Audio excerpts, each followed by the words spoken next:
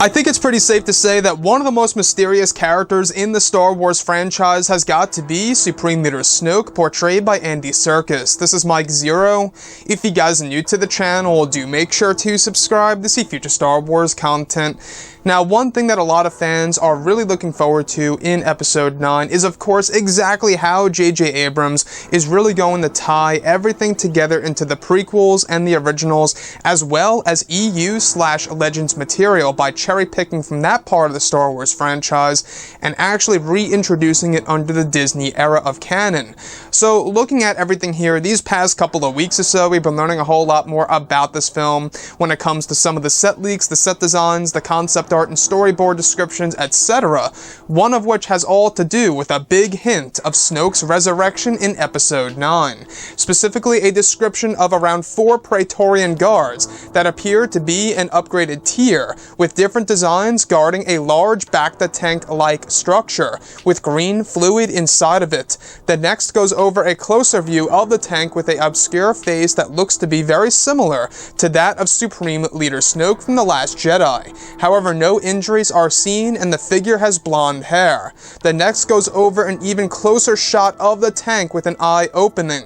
The eye is described as being colored blue, ironically the same color as Snoke's. Lastly, it describes the tank now being empty with a shadowy figure looming in the background in front of an entrance. Okay, so I really want to go over a couple of parts of this because this honestly really is piquing my interest for Episode 9.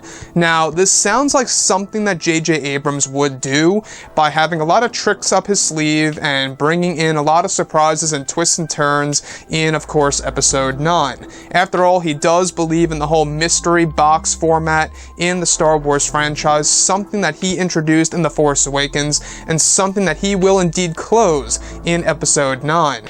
Now, with that being said, we witnessed the death of Snoke in The Last Jedi, and a lot of people have been wondering about him.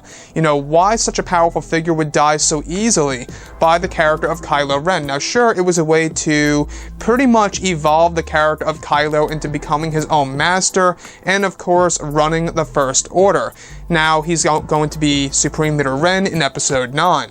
But with that being said, this sounds like a direct piece from Star Wars Dark Empire. I don't know if you guys ever knew about this, but the Emperor actually cloned himself numerous times in the Dark Empire comic. He actually had a lot of clones hidden away in these tanks, very similar to this one described for Episode 9, in which he was able to use the power of essence transfer, and before he died of old age, he actually went into a new, young body of Palpatine himself. Before Luke Skywalker could take all the clones out, one actually survived. So we could see a similar situation here with Supreme Leader Snoke, unless this is actually going to be a revived Emperor Palpatine, because we've been hearing about all the different rumors before these past couple of weeks or so about Matt Smith quite possibly playing a younger version of Palpatine, which honestly I can't see them doing it with Palpatine because that might be a little cheap to some viewers out there, to some of the audience out there. I think it must and has to be Supreme Leader Snoke for 2 reasons. I think that the blue eye is a huge hint, and I think that the blonde hair is yet another big hint. If you look at Supreme Leader Snoke very, very closely, you do realize that his brows are actually colored blonde, and he actually does have little fine hairlines on his head that are actually colored blonde as well. Now, I'm not quite sure about Palpatine. I'm not really sure if he has blue eyes to my knowledge, or if he once had blonde hair in his younger life. Not quite sure about that, but hopefully if this does make it to the finalized version of the movie, it seems as so that we could actually be able to see another version of Supreme Leader Snoke in his youth now in Episode 9, and to be honest, this would be a better way of offering a redemption arc to Kylo Ren, where a greater evil is actually reintroduced into the sequel trilogy, where Rey and Kylo Ren must now team up with each other in order to take on, an even darker villain.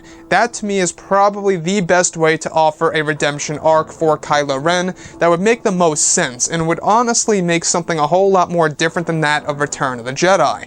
Now, to me, Snoke grew on me as a character. I really did enjoy the character in both The Force Awakens and The Last Jedi, and I was quite honestly let down when they decided to kill him off so early on in the sequel trilogy, and I would have really loved to see more of him. Now, we do know that there is a secret backstory to the character that both Abrams, Johnson, and of course even Andy Serkis actually knows about, and they're keeping it a secret in case they ever wanted to introduce more stories about Snoke in a future film. Of course, at the time when they said that, that was about a year ago or so, and that could have very well been hinting at Snoke's return in Episode 9. Now, we do know that we will be learning more about him in, of course, the Age of Resistance comic line, dropping November of 2019 next year, just before Episode 9's release. We're going to be learning about more secrets of Snoke, which is great. So with that being said, guys, what do you think about this? Is this just an entirely new character? Is this Snoke being revived in Episode 9? Could it be Palpatine? Or could it just be a mere flashback hinting about Snoke's power? It could be something around those lines as well. Anyways, guys, drop a comment below. Let me know what you think about all of this in the comments. And if you guys did enjoy the content for today, do make sure to drop a thumbs up on this video to support the channel. I thank you all so very much for the kind support, and I'll catch you guys next time.